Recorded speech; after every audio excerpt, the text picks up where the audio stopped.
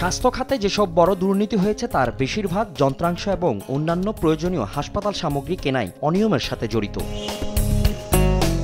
দেশের হাসপাতালগুলোতে উন্নত চিকিৎসা দিতে বিগত ৫ বছর প্রায় ৪০০-র বেশি চায়না ভেপোরাইজ কিনেছে স্বাস্থ্য ও পরিবার পরিকল্পনা মন্ত্রণালয়। অভিযোগ রয়েছে আমদানি করা মেডিকেল সরঞ্জাম চায়না থেকে ৬০,০০০ টাকায় কিনলেও জার্মানির নকল স্টিকার লাগিয়ে দেখানো হয়েছে ১,২৫,০০০ টাকা থেকে শুরু করে ৪ লাখ টাকা পর্যন্ত। এমন অভিযোগের প্রেক্ষিতে দুর্নীতি দমন কমিশনের একটি দল অভিযান কার্যক্রম পরিচালনা করে মহাখালীর national electromedical equipment maintenance workshop and training সেন্টারে।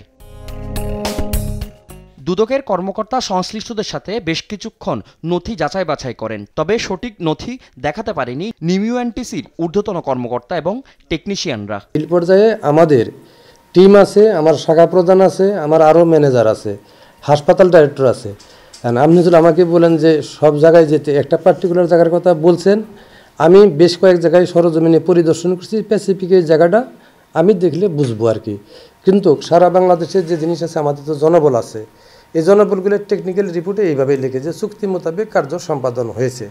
তো চুক্তি মোতাবেক কার্য যখন সম্পাদন হয়, চুক্তির যে প্যারামিটারগুলো আছে সেইভাবেই হয়। দুদকের কর্মকর্তা বলছেন অভিযোগের বিষয়ে প্রাথমিক সত্যতা মিলেছে। স্পেসিফিকেশন অনুসারে আপনার চাহিদাপত্র দিয়ে মানে নোট বিজ্ঞপ্তি আকারে প্রকাশ করছেন টেন্ডার, এবং সে অনুসারে ঠিকাদার কাজ পাইছে, কাজ পাওয়ার পর আপনাদেরকে বুঝিয়ে দিছে। তা আপনারা যে তাদের কাছ থেকে ভেপোরাইজিং মেশিনগুলো বুঝে নিছেন, সেক্ষেত্রে আপনারা চাহিদা অনুসারে যে স্পেসিফিকেশন ছিল যে প্রোডাক্টটা আসলে কোন দেশের, সেটা কি আপনারা কোনোভাবে জাস্টিফাই করছেন কিনা।